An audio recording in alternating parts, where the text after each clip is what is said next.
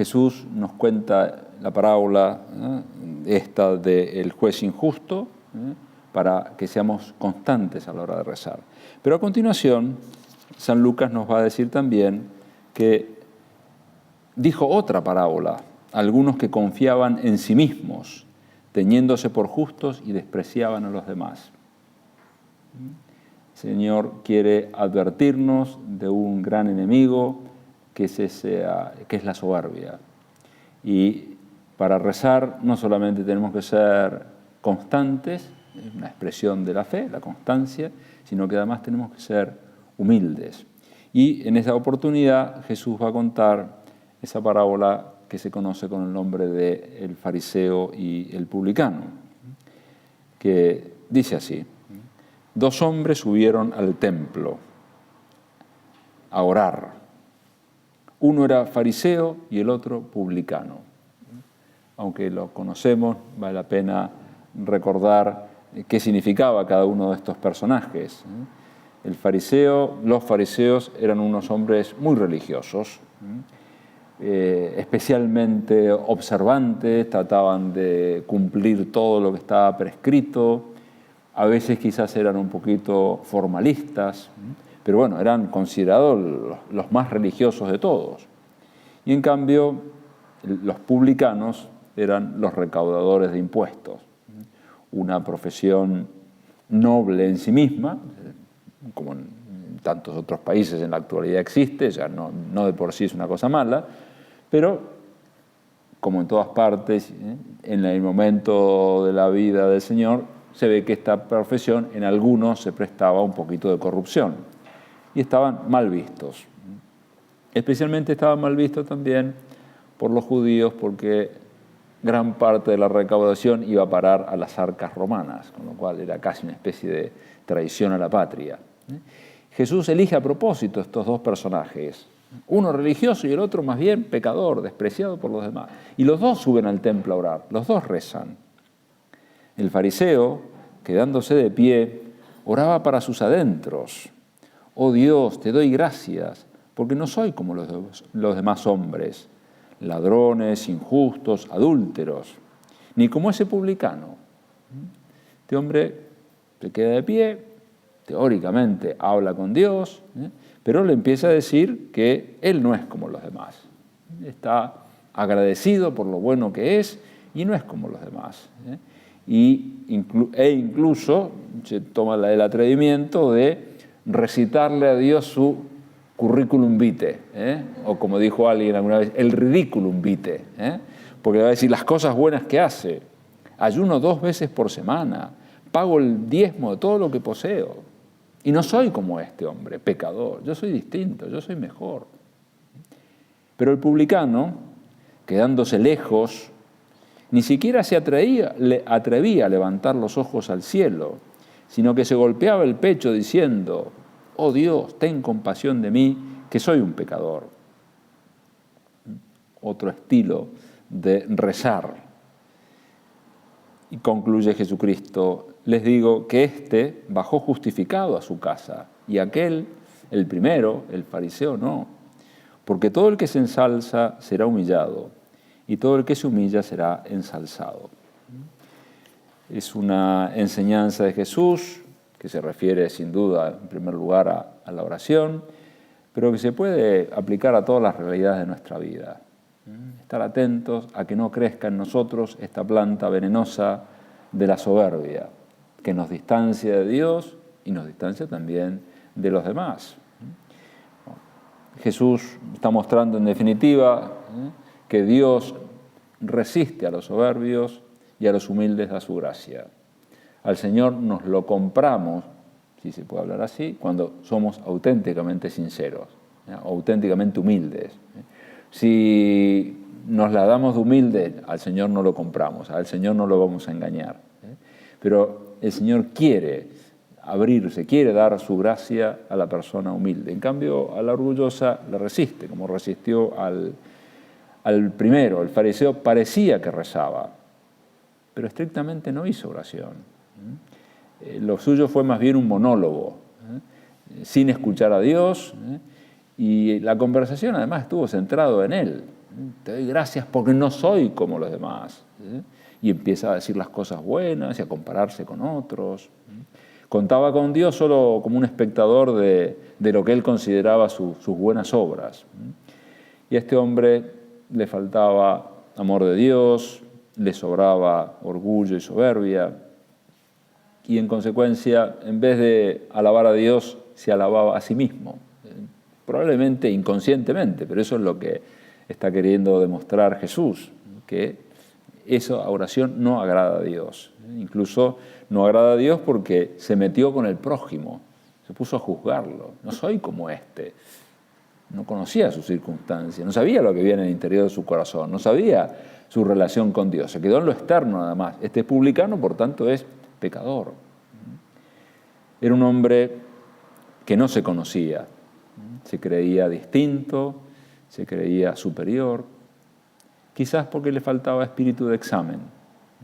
No sabía mirar hacia adentro, no sabía examinar su conciencia. Quizá, como esos cristianos, nos puede haber pasado a nosotros en alguna temporada, pero que dicen, ¿y yo de qué me voy a confesar? Si está todo bien. Yo no mato, yo no robo, yo soy fiel a mi mujer, dice uno. Sí, efectivamente, esas cosas hay que hacerlas, por supuesto, hay que portarse bien en eso. Pero la persona que no hace examen se le escapan multitud de detalles. Algunos no son tan detalles, pero se les escapan, porque en su ceguera, o en nuestra ceguera, si en algún momento lo tenemos nosotros, no nos damos cuenta. Entonces, qué bueno es que como punto de partida en nuestra humildad, tengamos también esa actitud de decir, bueno, yo nunca puedo decir que no soy como los demás, porque puedo ser igual o peor. Quizás no soy peor porque no he sido tentado en el grado que fueron otras personas, o Dios me libró por un montón de otras circunstancias, pero que nunca salga de nosotros, yo no soy como los demás con un deje de superioridad. Porque una persona efectivamente por ahí no comete esos grandes pecados, pero puede tener muchas otras cosas, que es una persona que critica, por ejemplo, a los demás y juzga, o una persona que no es suficientemente agradecida con Dios por tantas bendiciones como ha recibido en su vida. O es una persona que no es generosa, no se quiere complicar la vida, porque bueno, piensa mucho en ella y poco en los demás, y precisamente por pensar con esa lógica no se da cuenta de las necesidades de los demás, no se da cuenta de los pecados de omisión. Bueno, entonces, Señor, que me conozca. Señor, si quiero que la oración que habitualmente trato de hacer sea de tu agrado, ayúdame a tener esta humildad, ayúdame a conocer. Líbrame de los pecados ocultos. Los pecados ocultos no son los que se hacen a escondida de los demás. No. Los pecados ocultos son los pecados ocultos a nuestra conciencia. Aquellos que todo el mundo se da cuenta que lo tenemos, menos nosotros. Así bueno, que todo el mundo se da cuenta que somos perezosos en ese punto, y nosotros no, nos parece justificado. La gente se da cuenta que somos vanidosos en ese punto, y nosotros no, eso no es vanidad. Y así tantas otras cosas. Entonces, necesitamos conocernos y hacer examen para no dejarnos engañar por esos pecados que le puede pasar a muchas personas. La Biblia nos trae un ejemplo estremecedor, ¿no? De un hombre de Dios que, movido por una pasión ciega, cometió 2 pecados muy importantes. Primero, el adulterio, y semanas después, para tratar de tapar el producto de ese adulterio, un homicidio. El rey David, que se había enamorado de una mujer casada y entonces cuando esta mujer concibió y el marido era un jefe del ejército, en el fondo lo hizo que lo mataran para tapar las apariencias y después casarse con esta mujer. Y no se daba cuenta, vivía tranquilo, hasta que Dios le manda un profeta, el profeta Natán, que le tiene que contar un cuentito, a ver si lo consigue despertar. Y le cuenta de que había un hombre pobre que tenía una sola ovejita y que esa ovejita la cuidaban como si fuera de la familia, comía con ellos, se acostaba con ellos. Y al lado vivía un hombre rico que tenía ovejas, bueyes, todo. Y un día recibe el rico un huésped y como no quiso usar su rebaño, le robó la ovejita al vecino y se la mató. Y David se indignó. Ese hombre merece la muerte, tiene que pagar 4 veces más lo que ha hecho. Y el profeta Natán le dice, ese hombre eres tú. ¿Por qué? Y empieza a explicar y ahí cae en la cuenta. Bueno, si eso le pasó al rey David, lo que nos puede pasar a nosotros, por la misericordia de Dios, no serán cosas de este calibre habitualmente, pero podemos salir por cualquier lado si no fuéramos humildes, si fuéramos personas creídas. Entonces, que queramos por contraste no parecernos a este fariseo que por falta de humildad no se conocía. Y miremos, ya que Jesús nos ha querido poner este ejemplo, al otro hombre, al publicano, del que podemos aprender mucho también, porque tenía una oración humilde, a distancia, dándose golpes de pecho.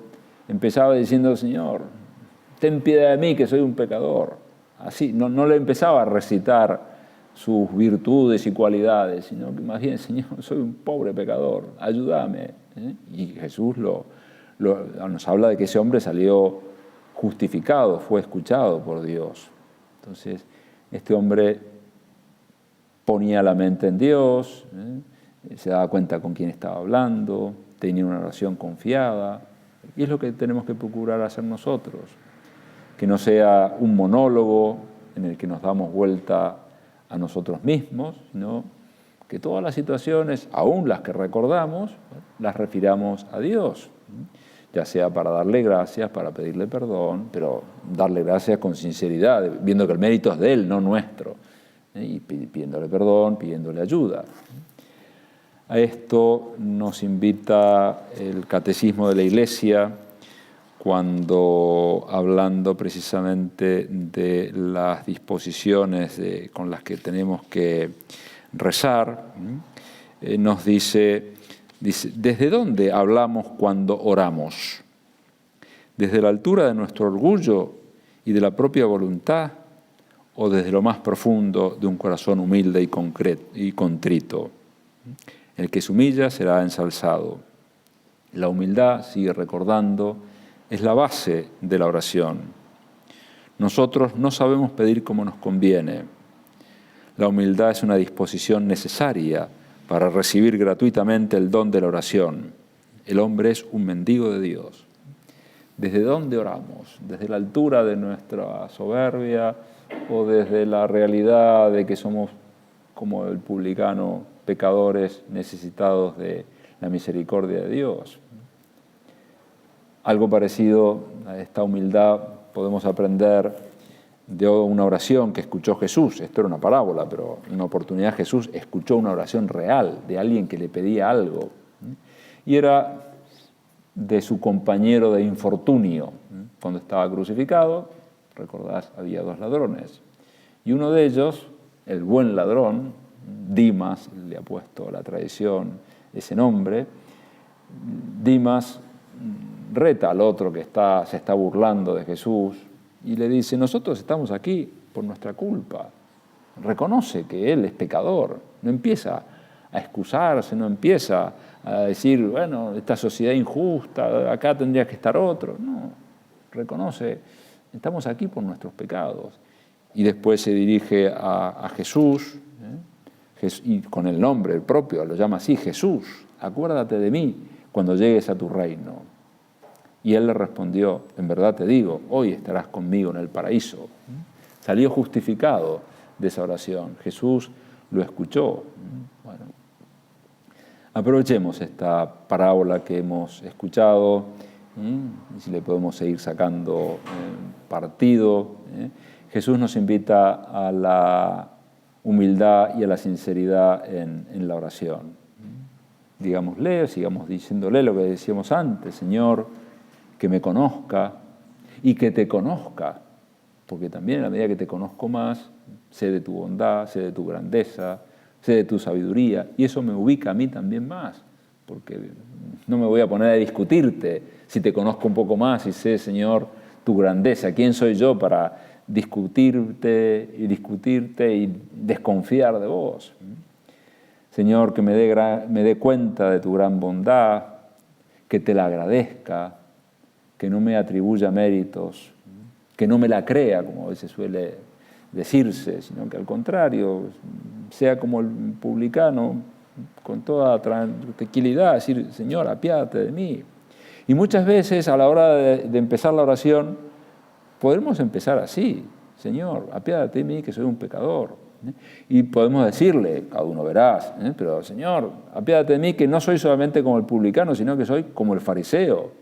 Apiádate de mi hipocresía, que era lo que le sobraba al otro. Y a veces nosotros podemos en algún aspecto ser así.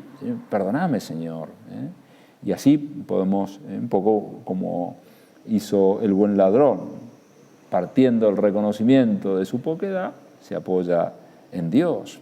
Y así entonces le pediremos al Señor la gracia de recomenzar, porque estamos analizando una virtud y nos damos cuenta que quizás deberíamos ser más constantes en el trabajo, hacerlo con más intensidad y no lo hemos hecho, bueno, pero ahí encontramos la fuerza para recomenzar. Si luchamos entonces para evitar las manifestaciones de soberbia en el trato con Dios, el engreimiento, la autorreferencialidad, el no conocernos, etc., bueno, será más fácil que seamos humildes también con los demás, especialmente en el hogar, porque bueno, cuando hay humildad se evita lo que nos puede alejar de los demás, las discusiones, los modos bruscos de corregir. Bueno, entonces, busquemos ese trato humilde con el Señor que nos va ayudando a tratar con más humildad a los demás.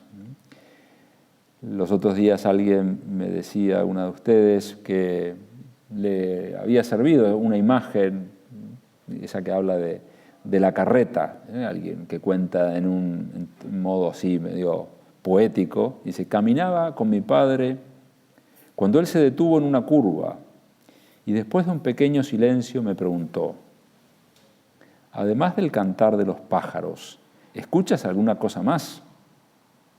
Agudicé mis oídos y le respondí, estoy escuchando el ruido de una carreta. Eso es, dijo mi padre, es una carreta vacía. Pregunté a mi padre, ¿cómo sabes que es una carreta vacía si aún no la vemos? Entonces mi padre respondió, es muy fácil saber cuando una carreta está vacía, por el ruido. Cuanto más vacía la carreta, mayor es el ruido que hace. Y este hombre sacaba sus consecuencias. Me convertí en adulto y ahora cuando veo a una persona hablando demasiado, interrumpiendo la conversación de todos, siendo inoportuna o violenta, presumiendo de lo que tiene, sintiéndose prepotente o creyéndose mejor que los demás, tengo la impresión de oír la voz de mi padre diciendo, cuanto más vacía la carreta, mayor es el ruido que hace. La humildad consiste en callar nuestras virtudes y permitirle a los demás descubrirlas. Nadie está más vacío que aquel que está lleno de sí mismo. Bueno, Señor, no queremos parecernos a una carreta vacía. Danos contenido por una parte y ayúdanos a ser más humildes, que no estemos constantemente haciendo referencia a lo nuestro, ni en la oración ni en el trato con los demás. No significa que en la oración no podemos hablar de nuestras cosas, pero ya se entiende que lo importante son nuestras cosas en función del Señor, en función de los demás. Y aun cuando en algún momento tengamos que tratar algún defecto, será eso, para pedir perdón y para recomenzar y para luchar y para crecer en la virtud contraria. Pero que no estemos dándole constantemente vuelta a nuestras cosas. Y en la conversación con los demás, que dejemos hablar a los demás. No solamente no estemos hablando de lo nuestro para no caer en la vanidad Además, la vanidad, el nombre está muy bien puesto. Vanidad viene de vacuidad, de vaciedad. Y a veces estoy hablando de mis virtudes, que no son tales, mis méritos no son tales, es algo vacío comparado con la realidad. Entonces, bueno, necesitamos no hablar de nosotros mismos, pero también saber escuchar. Escuchar a los demás y escuchar a Dios. Muchas veces tenemos que ir a la oración a escuchar qué me dice Dios a mí. ¿Qué me dice con ocasión de un pasaje del Evangelio, de un acontecimiento que ha pasado y estamos llevando a la oración? ¿Qué me dice Dios a mí? Bueno, y lo mismo, ¿qué me dicen los demás? Y para eso tenemos que tener el convencimiento de que los demás tienen cosas interesantes para decirnos y que podemos aprender de los demás. Por eso las relaciones con los demás son más agradables y fáciles en la medida en que nosotros ponemos nuestra cuota de humildad. Seguramente los demás también ponen de su parte buena voluntad para soportarnos a nosotros, para llevarse bien con nosotros. Pero pongamos nosotros la lucha, siguiendo las enseñanzas de San José María, en aquel punto de Surco, donde habla de las distintas manifestaciones de la falta de humildad. Bueno, podemos luchar en no pensar que lo que hacemos o decimos está mejor hecho o dicho que lo de los demás. Los demás, con mucha frecuencia, hacen las cosas mejor que nosotros. Nosotros no somos el parámetro, el metro con lo que hay que ajustar todas las cosas. No, porque tenemos muchas fallas. Algunas las conocemos y otras no las conoceremos, pero por eso nos abrimos a los demás con ese afán de conocer. No querer salirte siempre con la tuya. Hay que tener convicciones, no cabe duda. Hay que tener objetivos, pero con esa apertura, porque muchas veces hay cosas que, primero, que no son exclusivas nuestras. Entonces es lógico que también otras personas puedan opinar también. Entonces, muchas veces en cosas que son opinables o son secundarias, bueno, vamos a ceder por el bien de la caridad, por el bien de la unidad. Otras cosas uno se pone firme porque se entiende que no son cosas negociables. No discutir sin razón, o cuando la tienes, insistir con tosudez y de mala manera. ¿Sí? Vamos a tratar de dialogar, pero no necesariamente de discutir. Discutir en el sentido de en fondo, tener malos modos, ser insistentes, porque a veces incluso es por una cuestión de mantener una posición, ¿no? Aunque ya sabemos que estamos equivocados, y uno puede estar insistiendo en algo y no es cristiano, no es razonable, no es agradable a Dios. No dar tu parecer sin que te lo pidan y lo exija la caridad, eso de estar hablando con mucha frecuencia. Oír con complacencia que te alaben o alegrarte de que hayan hablado bien de ti. Bueno, son momentos para, si acaso, rectificar la intención. Tampoco pasa nada. Hay un refrán que dice, ¿a quién le amarga un dulce? El dulce siempre es agradable, ¿no? Pero uno tiene que hacer no guardárselo, sino, gracias Señor. Sí, a una persona le salió bien cantar, le salió bien una comida, le salió bien una clase. Sí, gracias Señor, pues fuiste vos. Bueno.